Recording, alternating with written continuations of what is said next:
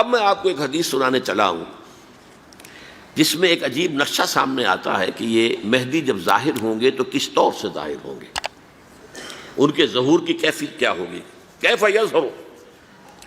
یہ روایت ہے حضرت ام سلمہ سے رضی اللہ تعالی عنہا، حضور کی زوجہ محترمہ ہیں، فرماتی ہیں ام سلمہ عن النبی صلی اللہ علیہ وسلم قال یکون اختلاف عند موت خلیفۃ، موت خلیفۃ، حضور نے فرمایا ایک خلیفہ کی موت پر اختلاف واقع ہو جائے گا، خانہ جنگی ہو جائے گی۔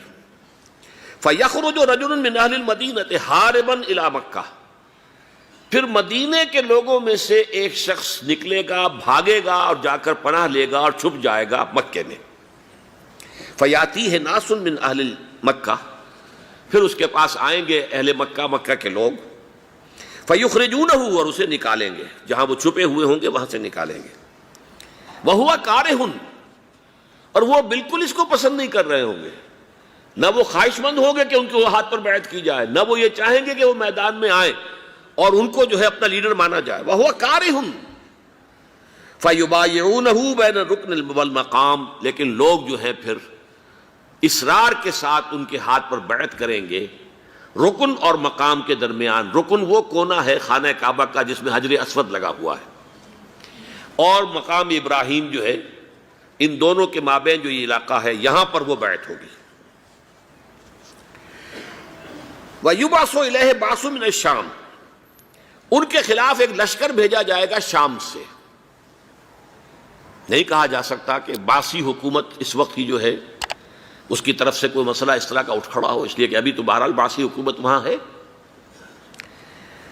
فَيُخْسَفُ بِهِمُ بِالْبَيْضَاءِ بَيْنَ مَکَّہ وَالْمَدِینَہ، لیکن اللہ تعالیٰ اس لشکر کو مکے اور مدینے کے درمیان وادی بیضاء میں دھسا دے گا، زمین کے اندر پورے کے پورے لشکر کو۔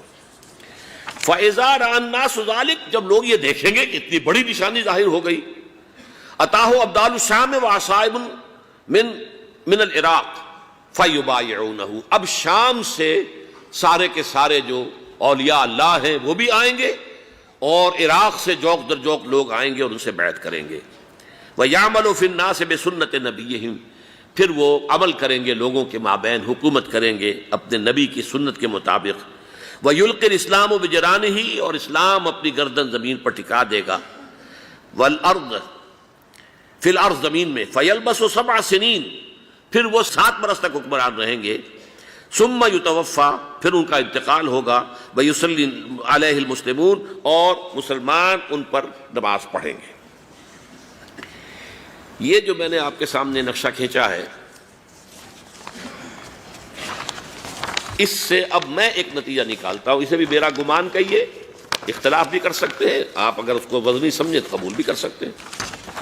وہ یہ ہے کہ میرے نزدیک ان کے ظہور کا وقت قریب ہے، اور اس کی تھوڑی سی بعد میں مجھے معلوم ہوا کہ جین ڈکسن غالباً نام ہے امریکن اس کا، جس نے یہ پیشن کوئی خبر دی تھی کہ 1962 میں عالم عرب میں ایک بچہ پیدا ہوا ہے کہ جو وہاں کا نقشہ بدل کر رکھ دے گا۔